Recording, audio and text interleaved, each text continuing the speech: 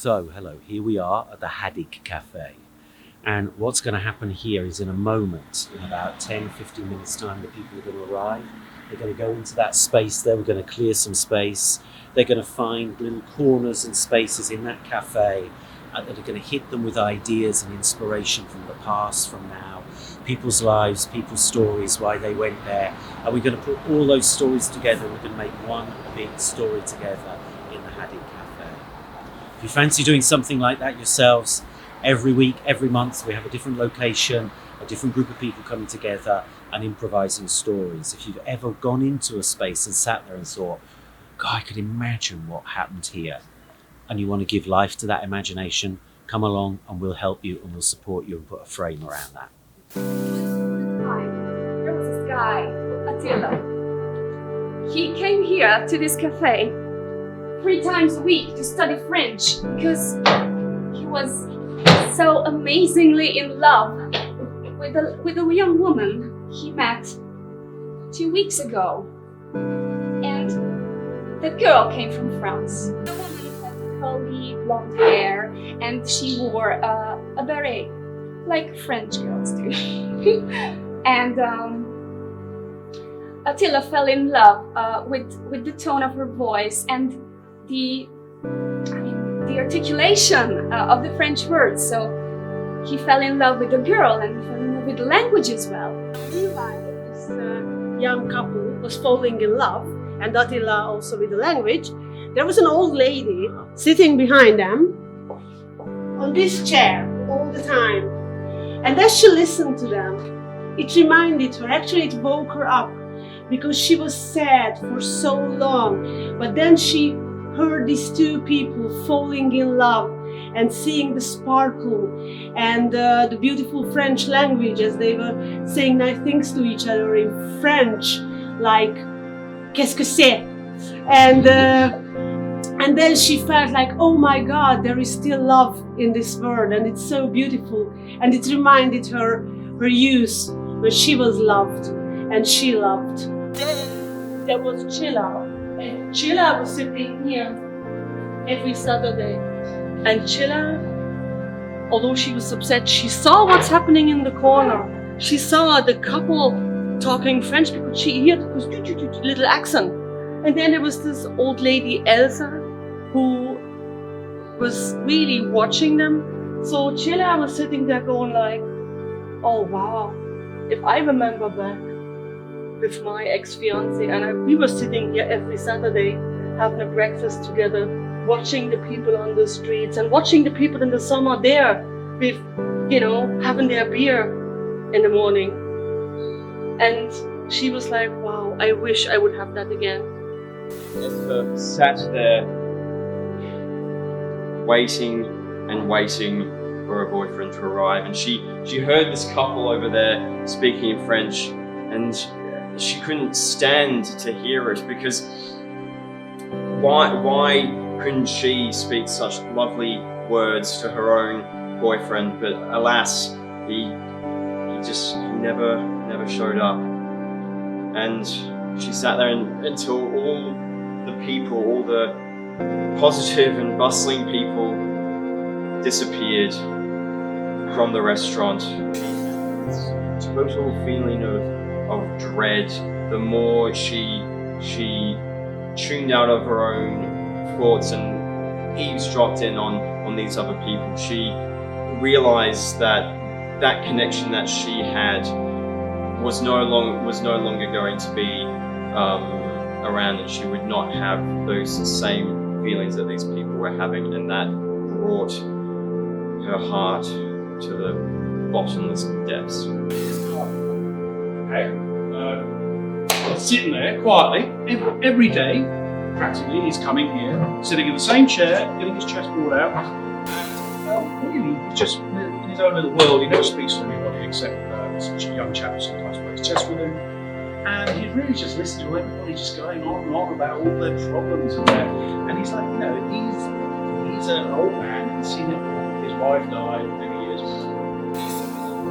Why not just get everybody to come round and sit around this table, and he will show them how to play chess. because he thinks that maybe they just need some distraction in their lives to distract them from all these personal problems. It seems to work for him, you know. Meanwhile, while she saw this, there sat a very beautiful lady here. She was feeling very, very sad and lonely, and she needed something. She just wanted to not feel alone anymore. Anything. So she saw the whole thing, and attracted to her was the call of that guy. She had no idea, so she went up and walked towards his table and got a seat in the middle. She didn't feel like talking to a lot of people, but she just wanted to feel included. See, this chair! So tight, so narrow. I felt like it's a metaphor of his possibilities left in life. He was like 35 and he felt it was all over. He was through everything. He was through love, he was through literature, he was through logical games. And then it hit him. He hasn't tried a thing yet. Like trying to connect to all these other people around the table. And there was a chair that was not that tight as the other ones. And he found it. He felt he's not bound to Earth anymore, and his possibilities may like open up again. And he tried slowly, unbelievingly, but hold it there, hold it there. As the love for life came back, actually the way she used to be, being loving pranks, came back too. So she just moved her really slowly to this chair because she was like 80 something at the time, and just really slowly came back. And she was laughing. Until I saw that the old woman was trying to do a trick to the other man, and he wanted to impress the French girl with his, hösiesség. I don't know the word in English. Heroicness. So she stood up. He stood up and ran over and pulled another chair and put it in the butt of the man and looked back. Esther stood up, seeing this crowd emerge, and it reminds her of just before that fateful day, her and her boyfriend and all of their friends had a similar gathering at a similar cafe, and that memory almost took her back to that fateful day as well. And she stood at a distance watching this scene with a sense of longing, but also a sense of disgust. How dare they have fun while she no longer has the privilege to have such a good time. While I was sitting there on my own, watching those people, watching the inside happiness, I was like, fuck, I have to change the way I think and do good for people.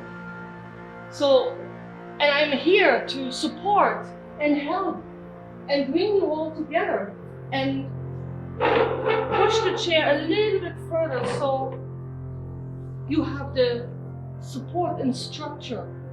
Suzanne walks up and she saw the whole thing happening, but she decided that we should take her away. So she reaches out for this lady, holds her towards her, looking at this man, and whispers in her ear that you were about to die.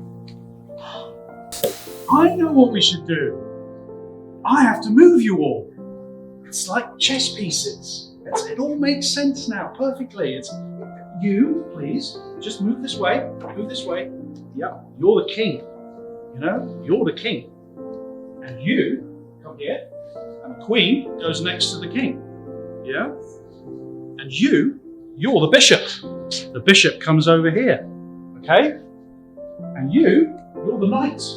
The knight comes over here. Okay? And you two, come over here, come over here. You're the pawns out front. You're the pawns. That's it. And that's it. And that's it. It's all perfect. some perfect order. I brought order to your lives. Here you all are.